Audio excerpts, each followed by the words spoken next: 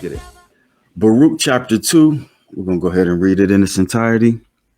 It says, therefore, Yahweh has made good his word, which he pronounced against us and against our judges that judged Israel, and against our kings and against our princes, and against the men of Judah, of Israel and Judah, to bring upon us great plagues, such as never happened under the whole heaven.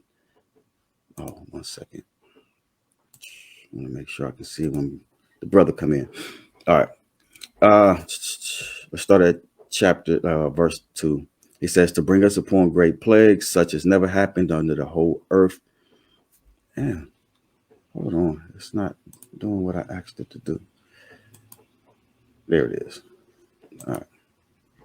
Let me try again.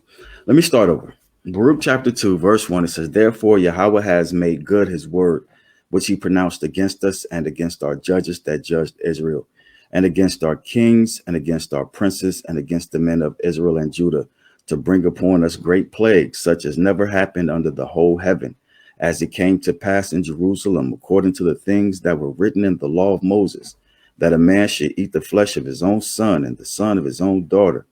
Moreover, he has delivered them to be in the subjection to all the kingdoms that are round about us, to be as a reproach and desolation among all the people round about, where Yah has scattered them. Thus we were cast down and not exalted, because we have sinned against Yahweh our Elohim, and have not been obedient unto his voice. Yahweh our Elohim appartaineth righteousness, but unto us and to our fathers open shame, as appeareth this day. For all these plagues are come upon us, which Yahweh has pronounced against us. Yet have we not prayed before Yahweh, that we might turn everyone from the imaginations of his wicked heart. Let me read that again. In verse 8, he says, yet have we not prayed before Yahweh, that we might turn everyone from the imaginations of his wicked heart. Wherefore Yahweh watched over us for evil, and Yahweh has brought it upon us. For Yahweh is righteous in all his works which he has commanded us. Yet we have not hearkened unto his voice to walk in the commandments of Yahweh that he has set before us. And now, O Yah Elohim of Israel, that has brought thy people out of the land of Egypt with a mighty hand and high arm, and with signs and with wonders and with great power, and has gotten thyself a name, as appeareth this day. Let me pause. I'm on 12 real quick. Let me get my banner going so I don't have to say it. All right. Verse 12. O Yah Elohim, we have sinned. We have done ungodly. We have dealt unrighteously in all thine ordinances. Let thy wrath turn from us, for we are but a few left among the heathen, where thou hast scattered us.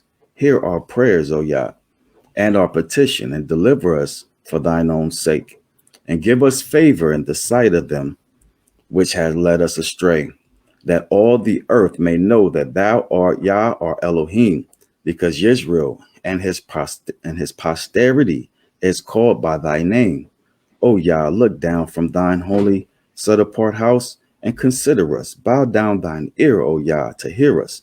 Open thine eyes and behold, for the dead that are in the graves, whose souls are taken from their bodies, will give unto Yah neither praise nor righteousness, but the soul that is greatly vexed, which goeth stooping and feeble, and the eyes that fail, and the hungry soul will give thee praise and righteousness, O Yah. Therefore, we do not make our humble supplication before thee, O Yah, our Elohim, for the righteousness of our fathers and our kings, for thou hast sent out thy wrath and indignation upon us, as thou hast spoken by thy servants the prophets, saying, thus said Yahweh, bow down your shoulders to serve the king of Babylon. So shall ye remain in the land that I gave unto your fathers. But if ye will not hear the voice of Yahweh to serve the king of Babylon, I will cause to cease out of the city of Judah and without Jerusalem the voice of mirth, and the voice of joy, and the voice of the bridegroom, and the voice of the bride, and the whole land shall be desolate inhabitants. But we, would not hearken unto thy voice to serve the king of Babylon. Therefore thou hast made good the word thou hast spoken by the servant the prophet, namely, that the bones of our kings and the bones of our fathers should be taken out of their places. And lo, they are cast out of the heat of the day into the frost of the night. And they died in great miseries by famine, by sword, and by pestilence. And the house which is called by thy name hast thou laid waste, as it is to be seen this day, for the wickedness of the house of Israel and the house of Judah. O Yah, our Elohim, thou hast dealt with us after all thy goodness, and according to all thy great mercy of thine, as thou spake it by the servant Moses in the day when thou didst command him to write the law before the children of Israel, saying, if ye will not hear my voice, surely this great multitude shall be turned into a small number among the nations, where I will scatter them. For I knew that they would not hear me, because it is a stiff-necked people. But in the land of their captivities they shall remember themselves, and shall know that I am Yahweh their Elohim.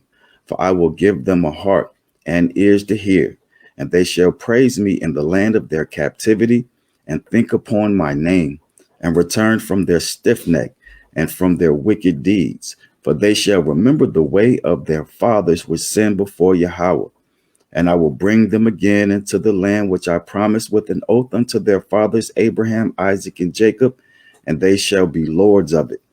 And I will increase them, and they shall not be diminished. And I will make an everlasting covenant with them to be their Elohim, and they shall be my people. And I will no more drive my people of Israel out of the land which I have given them. All right. Shabbat shalom, everybody, in Facebook land. Of course, that was Baruch chapter 2. We read that for devotion. I can go ahead and get that that part out of there. All right, the good brother KJV isn't with me, but let me see who I got. All right, Sister Chanel, good to see you. Sister Alice Bronson, Sanaya Tazu, good to see you. All right. Oh, that's Zai. Oh, sorry, Zai. Sorry, Zai. I'm trying to read it on the small phone, but you get it. Let's get into it. Let me switch to the share screen. Hopefully the good brother KJV comes in, sees the link. Matter of fact, I'm going to pin this comment. All right. And that's for anybody that wants to come join us live. So 1 second. Let's get into this.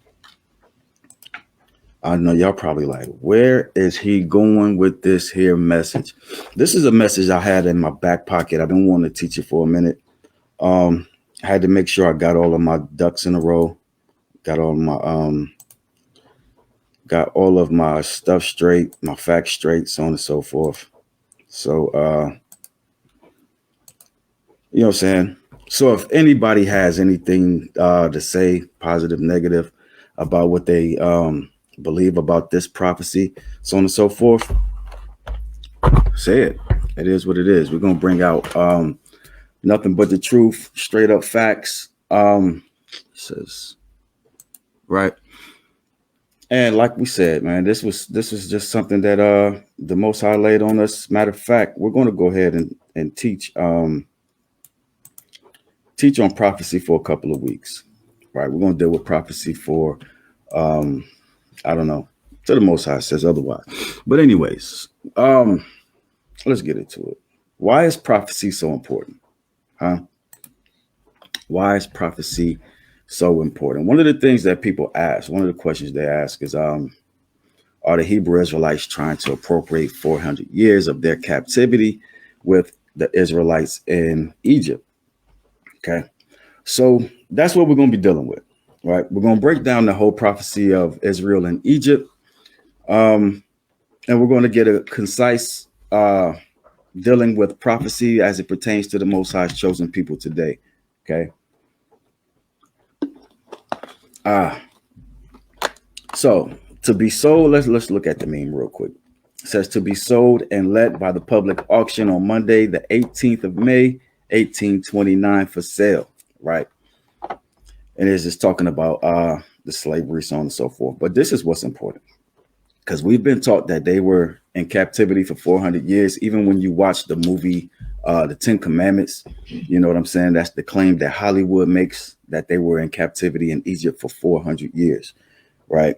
There was a clip I was trying to pull up too, where he was talking about where he was trying to restrain his horse, and he was like, after 400 years of captivity, you would think he would know how to act or something like that, right? But we're going to prove that that's not the case. All right. So understand this: when a lie is all that's known, the truth is inconceivable. If you tell a lie, if you tell a big enough lie and you tell it frequently enough, it will be believed. A lot of the things that we believe in Christianity is because we've heard it repeatedly. All right. A lot of the things that we've heard about history in general, we believe because we've heard it repeatedly. Okay. History is a set of lies agreed upon. That's just one truth. All right. So one of the things you need to understand when we're talking about these scriptures, right? I almost brought this out last month because they was calling it Black History Month. But the Bible is dealing with the children of Israel from the beginning to end, right? We make that claim a lot, but we're going to show you in this Bible study. If you don't know you are the children of Israel, then you are a slave to religion. Okay. Let's get Deuteronomy chapter 28, looking at verses 36. All right. Verses 36, 46 through 48. All right. It says, and Yahweh brings you to the king whom you set over you, and Yah brings you and the king whom you set over you to a nation which neither you nor your fathers have known. And there you shall serve other gods, wood and stone, right? He says, and they shall be upon you for a sign and for a wonder and for your seed forever. What's going to be upon you for a sign and for a wonder and on your seed forever? The curses of Deuteronomy. Yes, the curses, right? Or the consequences. I'm going to break that down in a minute too. He says, because you did not serve Yahweh, your Elohim, with joy and gladness of heart for all the plenty. You shall serve your enemy whom Yah sends against you in hunger and in thirst and in nakedness and in the need of all things. He says, and he shall put a yoke of iron on your neck until he has destroyed you. Right. And what context has he destroyed the Most High's chosen people? Is it talking about destroying them utterly off the face of the earth? No, he's simply talking about, what is he saying? In Hosea chapter 4, 4 and 6, he says, my people are destroyed by what? Lack of knowledge. Right. So that's what he means. And then at the same time, that's exactly what you see. Everybody, you know what I'm saying, going along to get along and flocking to their master's religion, right? Their oppressors of religion. Whatever he says goes. All right. So understand this. He says, Yah said to Abram, says, you can be assured, right? Or you can be sure that your descendants will be strangers in a foreign land where they will be enslaved and mistreated for 400 years, right? We're going to deal with Genesis 14 and 15, Acts 7 and 6, right? A fierce and heartless nation that shows no respect for the old and no pity for the young, right? That's in Deuteronomy 28 and 50. All right, Lord. In Egypt, again, with ships, all right? Just dealing with Deuteronomy for a little bit before we get into the actual breakdown. And I hope you're good at math because we're going to test your math out, right? Deuteronomy 28, 64, verses 64 and verse 68. He says, and Yah shall scatter you among all people from one end of the earth to the other. And there you shall serve other gods, other mighty ones. Neither you nor your fathers have known wood and stone. That's where you get people worshiping the old rugged cross, okay? And then you got the Muslims worshiping the cobblestone. That's prophecy. That's why prophecy is important, right? The main theme of this Shabbat Bible study, right? Verse 68, he says, and Yahweh shall bring you back to Egypt. Mistrium is Egypt, okay? Shall bring you back to Egypt in ships, by way of which I said to you, you are never to see it again, and there you shall be sold to your enemies as male and female slaves, but no one shall buy you, right? So you'll have some people that be like, yo, that's not talking about y'all. It's not talking about us in America because it says back to Egypt, right? But it also said with ships, right? From Israel, you don't get to Egypt by ship, do you? Right? So what does that really mean? Let's look at Exodus chapter 2, chapter 20 and verse 2, right? I got it laid out in the ISR and I got it in the KJV. He says, I am Yahweh, your Elohim, who brought you out of the land of mystery, out of the house of slavery. Okay. And the KJV, it says, I am the Lord thy God, which have brought thee out of the land of Egypt, out of the house of bondage. What are we saying then? What does he mean to Egypt again in ships? That means that the word Egypt is synonymous with the word bondage, okay, and slavery. He brought you out of he's going to send you back into the house of bondage, right? Let's look at Psalms 83, verses 1 through 4. He says, "O Elohim, do not remain silent, do not be speechless, and do not be still, O El. For look, your enemies make an uproar, okay, a tumult in your KJV, and those hating you have lifted up their head. They craftily plot against your people and conspire against your treasured ones. They have said, Come, let us wipe them out as a nation, and let the name of Israel be remembered no more." Right? So when we pause right there, who is the only people on this planet that had their names changed and their identity stolen from them? This was the crafty council of the nations, okay, that put us in subjugation when the Most High scattered us to the four corners of the earth. They have said, Come, let us wipe them out as a nation, okay, as a people. Let us wipe them out and let the name of Israel be remembered no more. That's why when you try to trace your history, you can't find it. You go back so far, but then, you know what I'm saying? You hit a brick wall. You can't go any further. In verse 5, he says, For they have conspired together with one heart. They have made a covenant against you. Right? In Joel chapter 3, verses 1 and 2, he says, For look, in those days and at that time, when I turn back the captivity of Judah and Jerusalem, then I shall gather all nations and bring them down to the valley of Jehoshaphat, and I shall enter into judgment with them there for my people, my inheritance Israel, whom they have scattered amongst the nations. They have divided up my land, right? And that's the same meme we had earlier. Right. Just to bring that whole point home, are the Hebrew Israelites trying to appropriate 400 years of their captivity with the Israelites in Egypt? Right. So what is prophecy? Let's get the definition from the Merriam-Webster's dictionary real quick. All right. Definition of prophecy, number one, is an inspired utterance of a prophet. It's the function or vocation of a prophet, specifically the inspired declaration of divine will and purpose.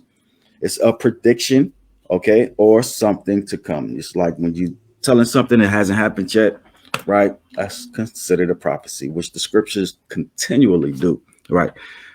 So 400 years in Egypt, something about that statement never really smelt right for me, right? Never really smelt right for me for reasons we'll get into here in a bit.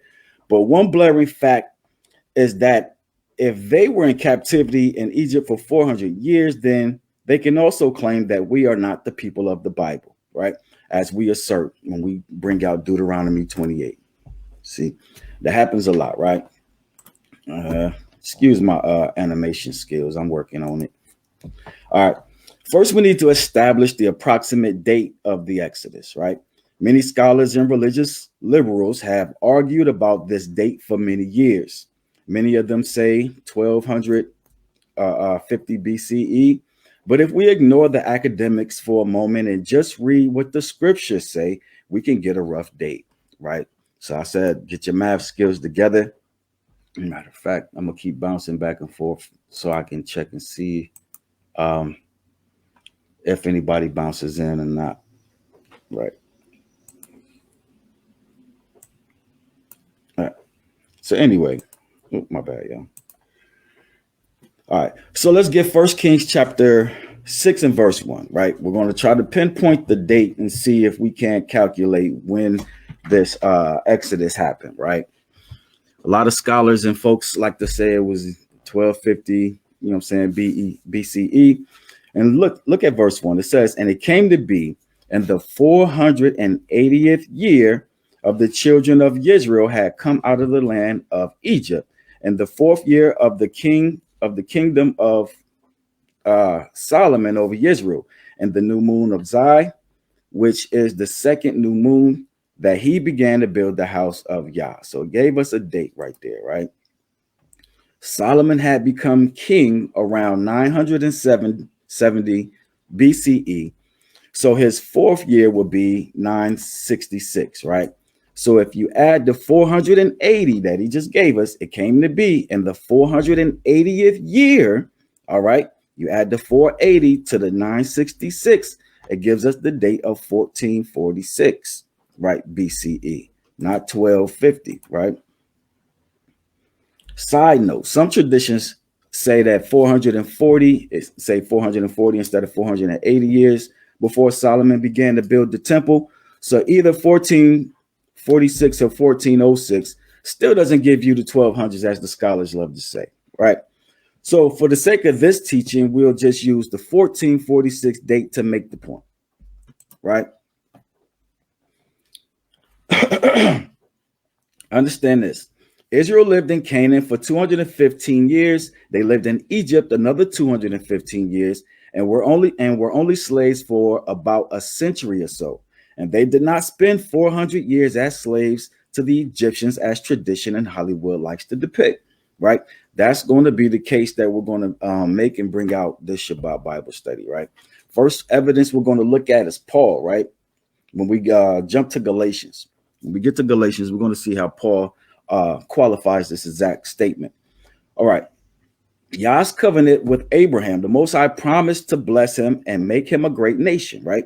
All peoples on the earth will be blessed through him, and his offspring were promised the land of Canaan. This is Genesis chapter 12, looking at verses 1 through 7. We'll see that this is when they're in the land of Canaan for the 215 years, right? Now, point B, the Most High's covenant with Moses. Several months after leaving Egypt, the Most High gives Moses the Torah and makes a contract with the children of Israel. If Israel obeys them, then the Most High will bless them immensely. Israel says amen and accepts the agreement. That's Exodus 19. Matter of fact, let me go back and make sure you get those verses. That's Exodus chapter 19, verses 1 through 8. 20 and 32, right? All right. So this is the reason I brought those 2 points out, is to make this to establish this point. How much time was passed between these two events, the Most High's covenant with Abraham and the Most High's covenant with the children of Israel? All right. How much time passed in between there? Let's look what Paul says in Galatians chapter 3, verses 16 through 17. Matter of fact, never mind. Let's see what Paul says. He says, but the promises were spoken to Abraham and to his seed. He does not say to seeds as of many, but as of one, and your seed, who is the Messiah, right? So Paul is making this, making this statement to prove Christ through the Old Testament, as he often did. And look at verse 17. He says, now this I say, the Torah that came 430 years later does not annul a covenant previously confirmed by Elohim and Messiah, so as to do away with the promises. So did you hear what Paul just said? Paul just gave us 430 years, right? He said 430 years later, after the Most High gave the promise to Abraham, right? So this is what he's saying. I kind of tried to make a graph. Hopefully you can find it. This is what Paul is saying. He says, from the Most High's promise to Abraham, there was 430 years to the Most High giving the law to Moses, right? So it's important to check some important dates that we see here, right?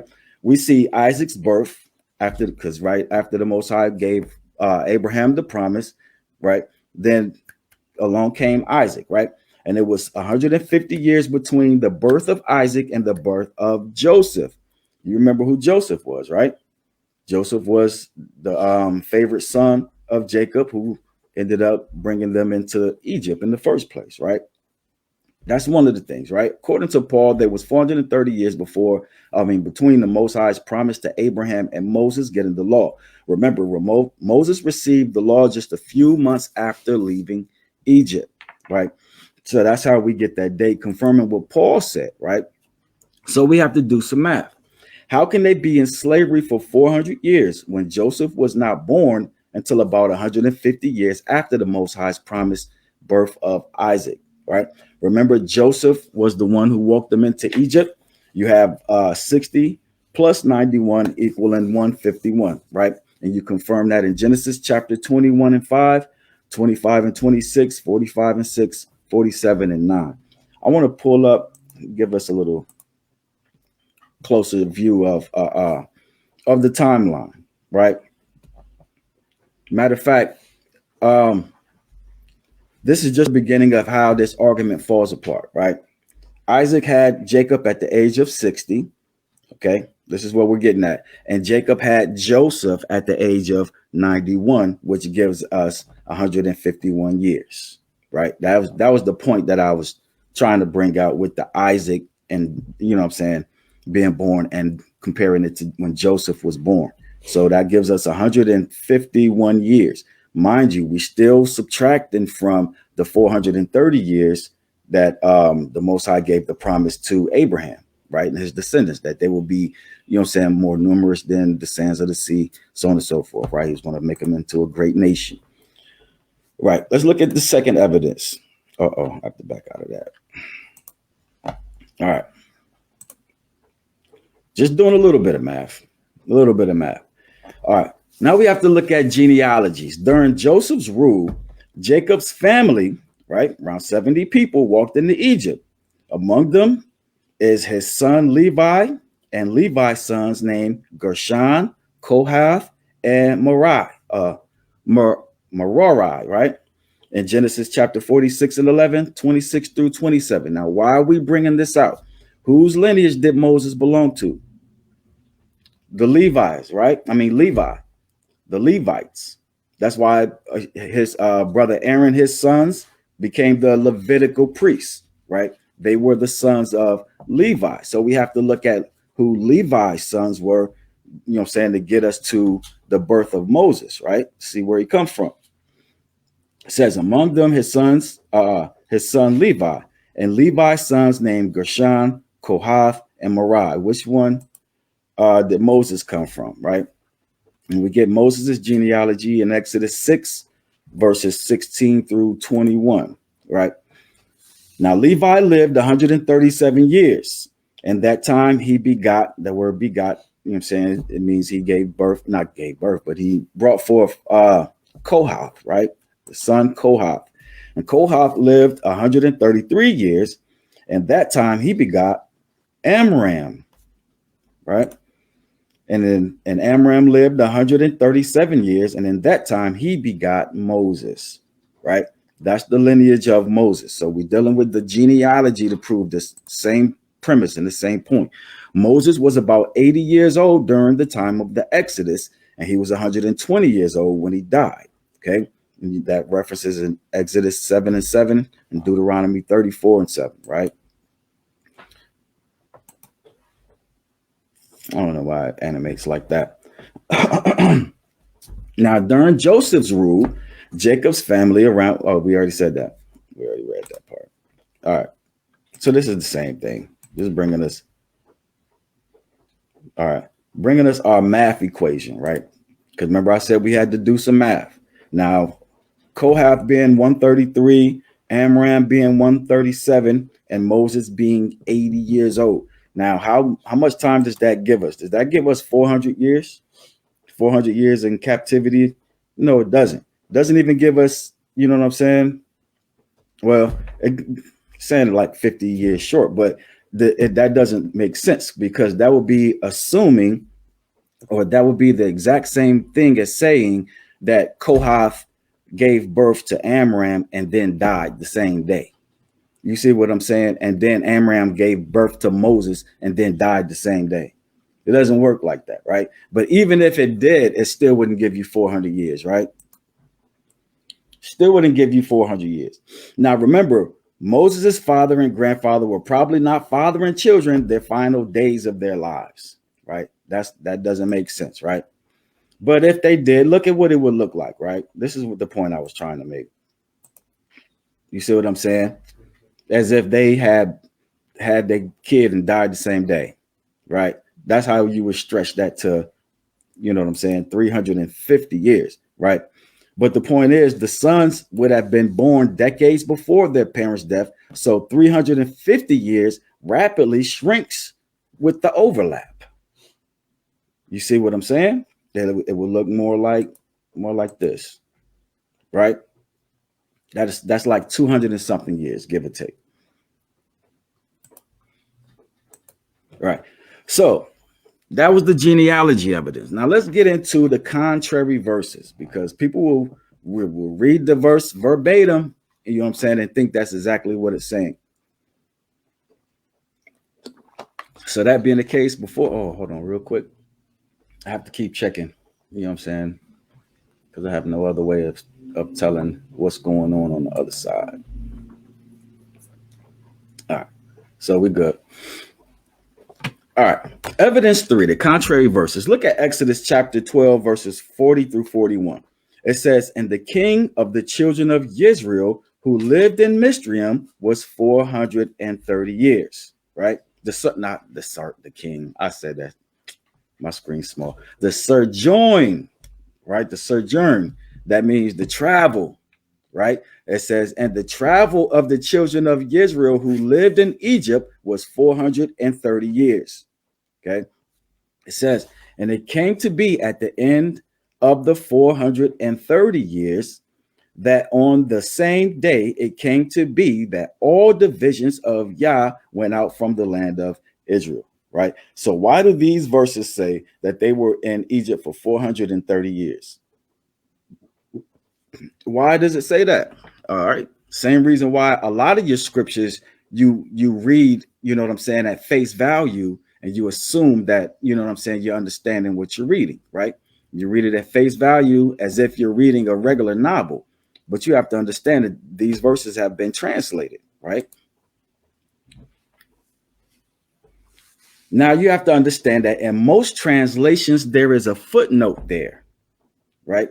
There is a footnote. Most modern translations will say at the bottom of the page that the Masoretic text leaves out the phrase "and Canaan."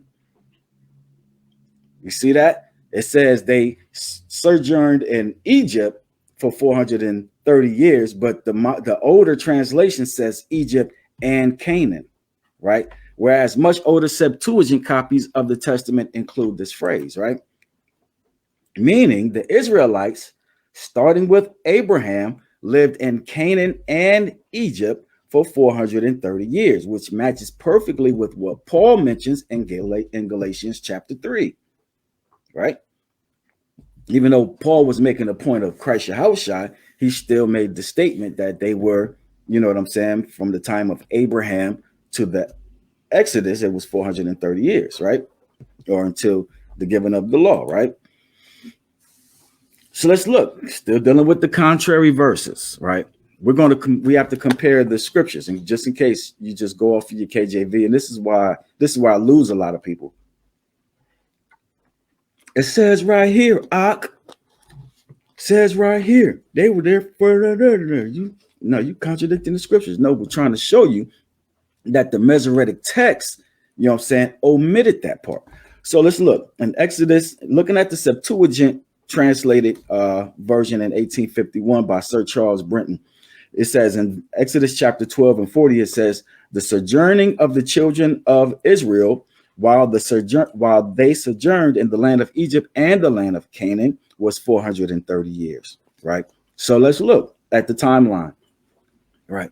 The Septuagint, the Masoretic text was at 1000 AD, right? That's 1,000 years after Christ, so on and so forth. But then you go back a little bit later, you got 55 AD, you find Paul's letters to the Galatians, And remember, Paul was the one that said that there was 430 years from Abraham to the giving of the law, right?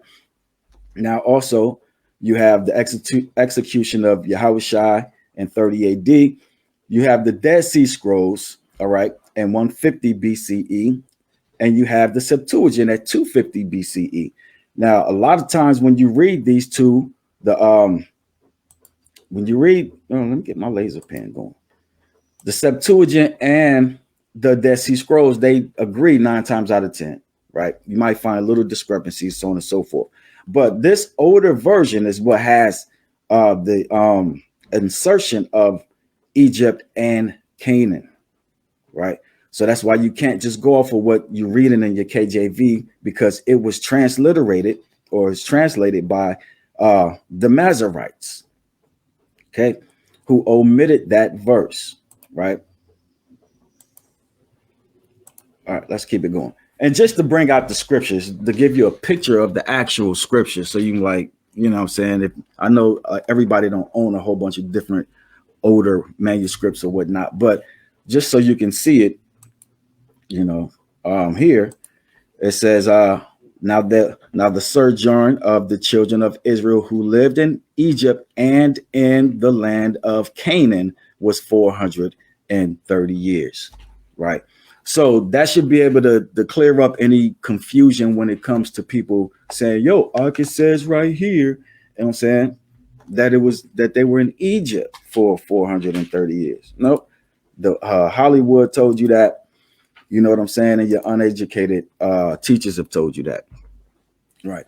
Still dealing with the contrary verse, right? Looking at verse Genesis chapter 15 and 13, he said to Abraham, know this for certain, that your seed are to be sojourners in a land that is not theirs, and shall serve them, and they shall afflict them 400 years. Right. So the Most High is declaring to Abraham, all right, Abram at the time, that his descendants were going to be servants and they were going to be afflicted for 400 years.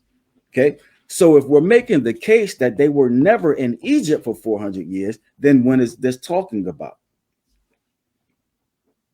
See what I'm saying? That's why they want you to believe that they were in Egypt for 430 years, so on and so forth, so they can kind of disannul the fact that you are the Most High's chosen people, fulfilling this prophecy right here. Okay, so that's why we're bringing it out. They were not in Egypt for 400 years. And then that also leads to the motivation of the Masoretes for excluding the phrase and Canaan, all right, in that Genesis, you know what I'm saying, in that verse we was just looking at, right? Without further ado, but let's make the point though. Let's get this point, right? So he says that they will be sojourners in the land not theirs, right? That's the equivalent of what they were doing in Canaan and in Egypt, right? That lines up, that matches. Then he says they will be afflicted, which they were in Canaan and in Egypt, right? Now, when he says that they will be what? Wanderers, all right? They were wanderers. They weren't slaves in Canaan, right? They were only slaves and servants in Egypt, right? So that's the discrepancy right there. Just to bring that down, he says in verse 13, Genesis 15 and 13, one more time, he says, and he said to Abraham, know for certain that your seed are to be sojourners in the land that is not theirs, and shall serve them. That's why that part is underlined and highlighted, right? He says, and they shall afflict them 400 years, right? That didn't happen in Egypt because they wasn't there for 400 years. It happened to us where? Right here. All right. Let's look at some extra biblical sources, right, to make this point. Because I think we've beaten it upside the head, right? I think we've proved it, but let's beat it some more. Let's look at Flavius Josephus, a Jewish and Roman historian, in this book called The Antiquities of the Jews, right? He did this in 93 AD. In book 2, chapter 15, section 2, it says they left Egypt in the month of Xanthicus on the 15th day of the lunar month, 430 years after our forefather Abraham came into Canaan, right? He's telling you this is the exact same point that we're making. The 430-year count starts from Canaan, doesn't start in Egypt, right? He says, but 215 years only after Jacob removed into Egypt. So he's telling you that they were only in Egypt for 215 years. It was only 18. It was on the 80th year of the age of Moses. Remember, we established Moses was 80, and Aaron 3 more. Okay. They also carried out the bones of Joseph with them as he had charged his sons to do, right? Also, now, not only looking at the, what is this called? Antiquities of the Jews. Let's get the Samaritan Pentateuch. Let's get the Samaritan Pentateuch. And the Samaritan Pentateuch, this was about 120 BCE, right? He says their version of the Exodus 1240 reads as follow. And wait, before we even go into there, why is it important to bring up the Samaritan Pentateuch? They didn't get down with the Jews. Remember, they was at odds with them. When we go back into the building of the second temple, that was the Samaritans that was fighting against them, trying to, trying to hate and hold up the process. So that's why when Christ is speaking to the Samaritan woman, right, at the well, she's like, yo, y'all don't deal with us. Remember, they wasn't on friendly terms. So if this individual is not on friendly terms with the Jews, then, you know what I'm saying, he doesn't have a bias. You see what I'm saying? We're going to read a source from somebody that doesn't have a bias like the Masoretic people did, right? But let's look. It says their version of the Exodus 12 and 40 reads as follows. It says, now the sojourning of the children of Israel and of their fathers, which they had dwelt in the land of Canaan and in Egypt, was 430 years, right? They even confirmed the exact same thing. Right. So when after Joseph's death did slavery begin? Right. We're gonna keep beating the point. Beating the point home. Excuse me. Sorry. What happened? All right. Let's get it. So we have the Exodus in 446 BCE. Now, if we count backwards, right? We have Moses. Let me get my pen out. We have Moses being 80 years old, you know what I'm saying, at that time. So if we count back to Moses' birth, we get the year 1526, right? Let's put a pin right there at 1526. Now let's go over to Joseph's birth. Because remember, Joseph got sold to, you know what I'm saying, so on and so forth, and then ended up in Egypt. And then he, you know what I'm saying, became second in charge, right? Had the 7 years of plenty, 7 years of famine, so on and so forth. That whole situation. Now, his birth is 1700, right? BCE. Now, he was 39 years old when Joseph and his fam entered Egypt in 1661, right?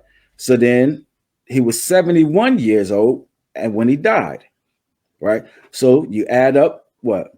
39 and 71, what does that get you? That gets you 110 years. And that's confirmed in Genesis chapter 50, verse 26. Let's get that real quick. Let's get that. Genesis 50 and 26.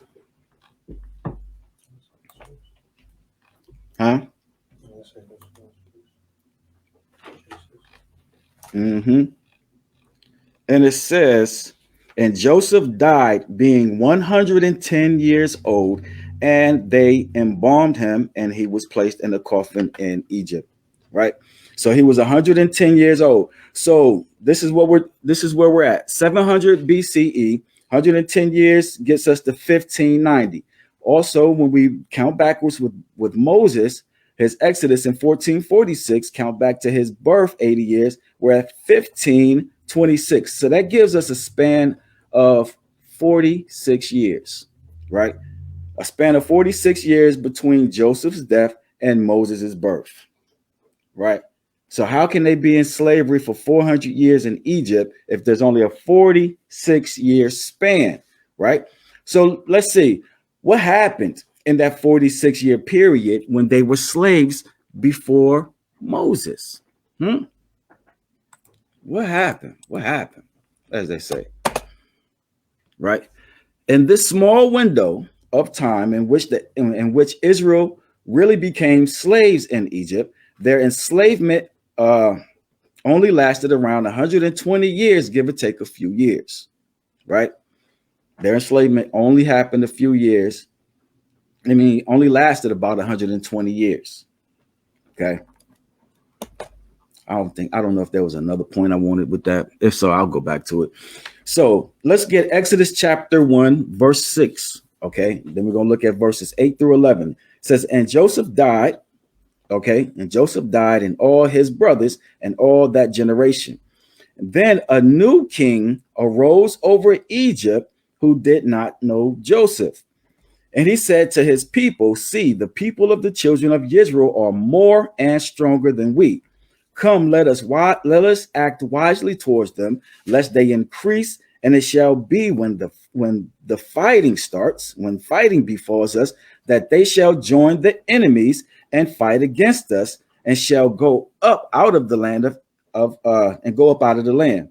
In verse 11 it says, so they set slave masters over them to afflict them with their burdens, and built for Pharaoh supply cities, Pithom and Ramses, right?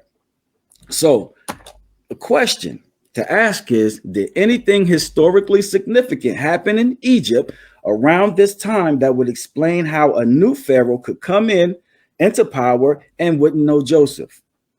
Is there any record is there any historical record that proves that another Pharaoh came in, right? And it was possible for this Pharaoh not to know about Joseph.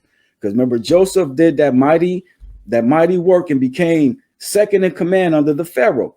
So if he's second in command, how can a new Pharaoh come in and not know who he is, right? It says, and also the second part, why would he fear the Hebrews? Why would he fear the Hebrews so much that he wanted to put them into bondage and slavery, right?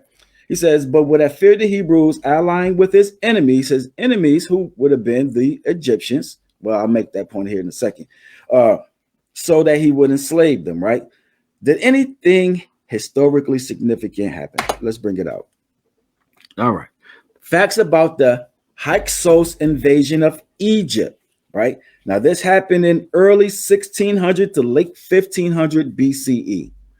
Okay. It says after thousands of years, Egypt was finally conquered, albeit slowly, by an outside invading army called the Hyksos, right? These foreigners ruled for several decades before the Egyptians finally defeated them around 1550 BCE, starting the New Kingdom period, right? So the new kingdom, the new king from the Hyksos, so on and so forth, he came in. He would not have known or cared about a Joseph, all right? Neither would he have wanted the Israelites to ally with the Egyptians against him. You see what I'm saying? So that's how you have the scriptures and, you know what I'm saying, and historical evidence lining itself up, you know what I'm saying, clearing the picture and making it make sense. Now, the problem is when Egypt finally overcame the Hyksos, so on and so forth, and the Hebrews were in slavery, so on and so forth, what did they do? Did they let them loose? No, they didn't. They kept the Israelites in bondage after they defeated their enemies, the Hyksos, right? Or the king of the Hyksos, right? So conclusion on the subject. I think we beat it upside the head, right? They were not in Egypt for no 400 years, so on and so forth. As Paul stated, there is 430 years between Abraham's covenant. The oldest copies of the Old Testament agree with Paul, as do non-biblical historians like Josephus. Mathematically, the genealogies make no sense and don't add up. If Israel was enslaved for 430 years in Egypt, plus another 40 years in the wilderness after that, that would come out to 140 years, right? The verses that seem to promote 400 years only being in Egypt actually don't, right? They don't. And in some ways they can't, right? Because we've unveiled the genealogy of, you know what I'm saying, Levi and Moses, right? Levi to Moses. He says, in some ways, can't even work unless you factor in the time of Canaan as well, right? You have to add the time they spent in Canaan with the Exodus in order to get the 430 years. I'm hoping I'm making sense. Am I making sense? Okay. He says, plus Abraham wasn't persecuted, just his offspring, right? So when they said that you would be, saying your descendants will be persecuted for 430 years, or for 400 years, so on and so forth, you had to assess that they would have been persecuted in Canaan as well. You see, but they weren't persecuted in Canaan, and they weren't they were persecuted, but they weren't servants, right? They weren't slaves to the Canaanites. They were slaves to the Egyptians, right? Finally, Israel was in Canaan for 215 years before going to Egypt for another 215 years. All right. They were probably only slaves for about 120 years, thanks to the Hyksos invasion. Then Moses shows up after hearing from the Most High in a burning bush, and then frees his people from Egypt, right? So why is prophecy so important? I forgot I had my laser printer up there. See, people can try to deny a lot of things about our awakening in many different forms, such as misquoting the scriptures and such, says, but they cannot defend against prophecy. You see what I'm saying? In Revelation, Shabbat Shalom, Sister Patrice, in Revelations chapter 1 and 3, it says, blessed is he who reads and those who hear the words of this prophecy and guard what is written in it, for the time is near. All right. You have to understand, when people try to, what was we dealing with last Shabbat? The guy that came out with the dispensationalism, pre-tribulation, the separation of the church and Israel. What was his name? John Darby. You know what I'm saying? That's all replacement theology. You see, but replacement theology does not hold up against prophecy. That's why prophecy is so important, right? Not calling myself a prophet, but advocating for the word of the Most High, of what he prophesied against his enemies. All right. He prophesied the state that Israel would be in the last days, and where and how they would become awakened, right? That's why prophecy is important. People want so badly to turn you away from prophecy because it does too much damage to bad doctrine and replacement theology. It proves how awesome and how real the Most High truly is. See, don't forsake prophecy. Don't forsake prophecy. I meant to put pause verse up there, but anyways, looking at Baruch 2 verses 30 through 35, he says, for I knew that they would not hear me. For I knew that they would not hear me, because it is a stiff-necked people. But in the land of their captivities they shall remember themselves, and shall know that I am Yahweh their Elohim. For I give them a heart and ears to hear. See, he did that in the land of your captivity. That's exactly why we're waking up now, you know what I'm saying, so on and so forth, fulfilling the scriptures that he gave, or the promise he gave Abraham. He said, believe for a surety that your descendants shall be slaves, right? In a land which they know not for 400 years. And we've established that that wasn't in Egypt. Now, when you date back to 1619, when they got the record of, you know what I'm saying, 20 and odd Negroes and so on and so forth, right? And then you count 400 years to 2019, right? That's when a lot of us started waking up, right? Coming into the knowledge of who we are and accepting it. So it goes along exactly with what we're reading right here. And this is a prophetic verse. He says, for I will give them a heart and ears to hear, and they shall praise me in the land of their captivity, and think upon my name, and return from their stiff neck and from their wicked deeds, for they shall remember the way of their fathers. Right? That's why we say we are in this situation, you know what I'm saying, where we have to serve our enemies in hunger and nakedness and thirst, and in the want of all things. Everything that we need, we have to go to him. And our coon pastors and people over us, so on and so forth, you know, want to give us their religion as well, right? Look at what he says. You're going to remember what your forefathers did, right? What did they do? They said amen to keeping the law, statutes, and commandments and didn't, right? So then them curses came upon them and overtook them, right? That's what he's saying. That's how we ended up. That's how this whole situation makes sense. He says in verse, let me start at verse 30. Let me go back to 32. He says, and they shall praise me in the land of their captivity and think upon my name and return from their stiff neck and from their wicked deeds, for they shall remember the way of their fathers which sinned before the Lord. Right. And I will bring them again in the land that I promised with an oath to their fathers, Abraham, Isaac, and Jacob, and they shall be lords of it.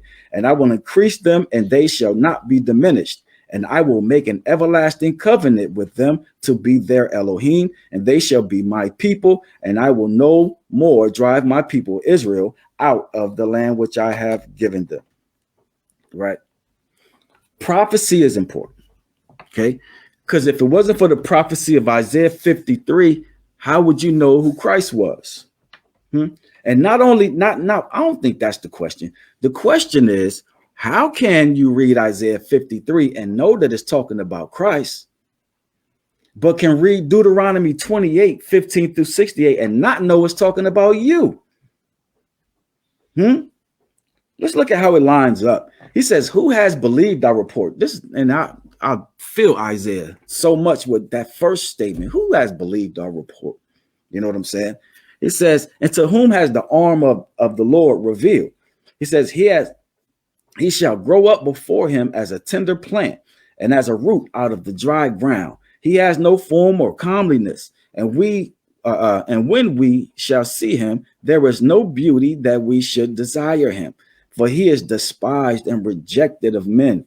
He says, a man of sorrow and acquainted with grief, and we hid as if it were our faces from him. He was despised, and we esteemed him not. Right?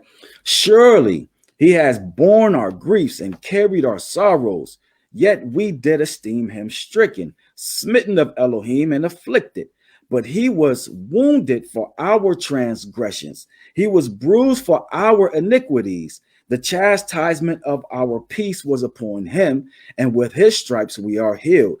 All we like sheep have gone astray. We have turned everyone to his own way, and the Lord has laid on him the iniquity of us all. Now we read that and we know it's talking about Christ. Okay. Whether you call him Yasha, Yahushua, Yahshua, you know what I'm saying? We know that scripture is talking about Christ. So how is it we can look at Deuteronomy 28 and all of that and just swear up and down that that ain't got nothing to do with us? And we still live in that life, right? We still live in those curses. So look at the so-called black plight. Right now, I'm gonna get to my final point and get out of here. Deuteronomy 27, right? When you look at Deuteronomy chapter 27, it describes the curses. Okay. Because we always settle for Deuteronomy 28, but we need to go back to 27 and see how he describes the curses, right? Deuteronomy 28, 1 through 15, because remember, he says we're going to remember our forefathers and how they sinned against Yah, right? And Deuteronomy 28, 1 through 15 describes the blessings if you obey the Most High. And 15 through 68 describes the consequences for disobeying him. Right. So that brings it full circle when he says you're going to remember what your forefathers did. Right. And that's the thing that you're going to change. Your forefathers worshiped idols. Right. You're not going to worship idols no more, because that's what got you in trouble. They you know what I'm saying? They started forsaking the Sabbath day. They started breaking the law, statutes, and commandments. Now you're going to start keeping the law, statutes, and commandments because that's what your fathers, you know what I'm saying, neglected to do. And it's got you in this plot that you're in right now. Because remember, he said these curses shall be upon you for what? A sign and for a wonder. Right? Kind of. So let's get to conclusion, the final thought. We're going to get up out of here. All right. Looking at Revelations, and I know that's kind of hard to read how I put that up there. I promise to do better. All right. But I'll just read it. Looking at Revelations chapter 22, verses 10 through 15.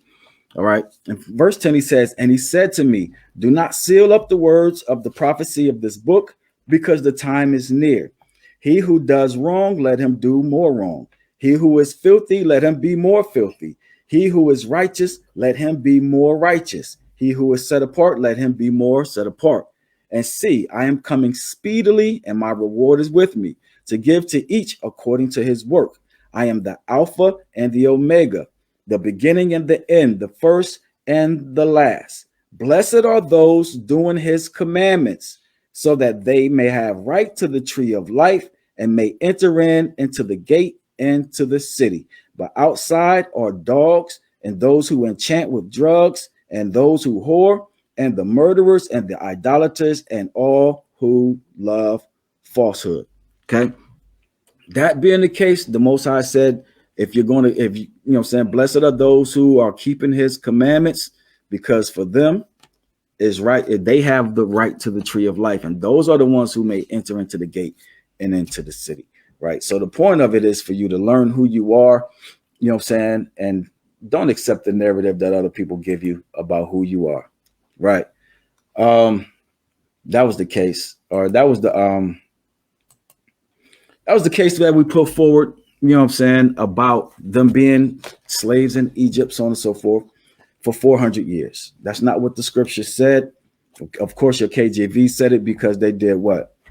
They took out, you know what I'm saying, and Canaan, right? Got you all confused. So that 400-year prophecy that the Most High gave Abraham is talking about you, because you are the children of Israel, right? It's been shown and proven, so on and so forth.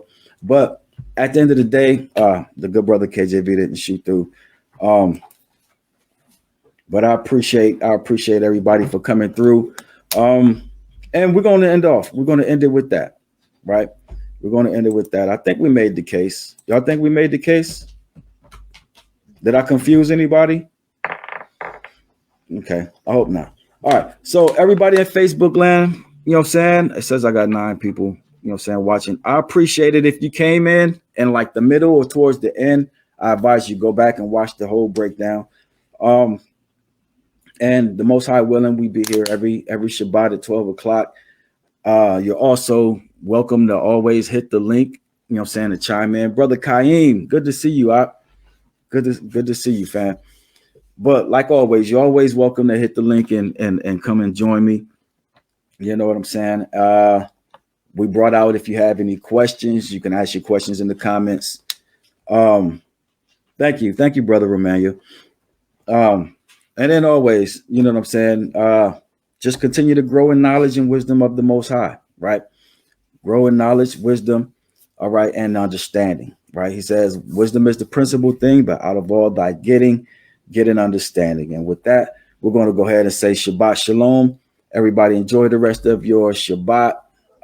Those who are celebrating the new year, you know what I'm saying? Happy New Year to you. Those of you celebrating Passover, happy Passover, you know what I'm saying? And Feast of Unleavened Bread to you. And those keeping the law, statutes, and commandments, and those waking up to their biblical identity, who they are according to the scriptures, we're going to say Shabbat and Shalom to you as well. All right. So with that being the case, enjoy the rest of your Shabbat.